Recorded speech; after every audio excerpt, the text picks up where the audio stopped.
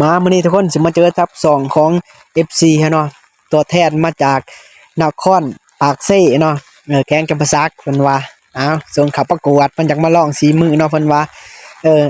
ทามัดอันนั้นอีสังก็ทามัดท็อป1ประเทศลาวก็ยังพ่ายแพ้เราเนาะเราว่าซ้ำอ้ายสิไหวข่อยบ่เพิ่นว่ามาว่า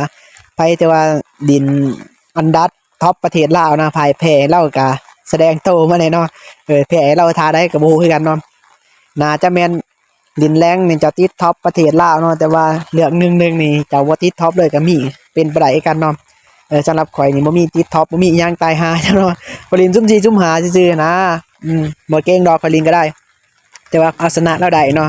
แต่ว่ามันอยากตึงแน่หน่อยนึงขึ้นนะเก็บไปเนาะทุกคนเนาะโตแรกเนาะวาร์ปโซ่เพิ่นอีกนี่ขาไปก่อน 1-0 จังหวะนี้กลับมาตัวที่2เพิ่นคือสิตึงแท้เพิ่นว่าจังหวะนี้ทุกคนเนาะเขาไปเฮ็ดหยอกเพิ่นในป้อมเนาะคิดบ่ฟันว่า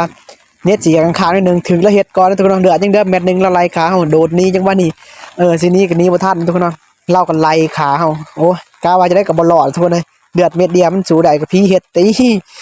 จังหวะนี้โดดมาเปิดท่า3ดินทุกคนเลยจะได้ก็สู้ตายซะมันสิตายนะจำเป็นนะทุกคนเนาะเกือบตายกันทุกคนเลยเข้าไปตีมันคักๆเนาะเลือดเพิ่นยังเหลือเม็ดนึงกันเนาะถือว่าเฮาแตกก่อนเลือดเฮาน้อยโพดเนาะโอ้ก็ถือว่าตึงเติมพอสมควรมาจังหวะนี้เครื่อง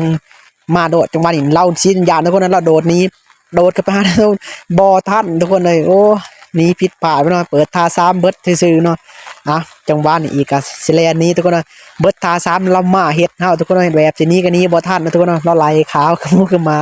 ผิดพลาดที่มันโดดบ่มีท่า3นะทุกคนเนาะ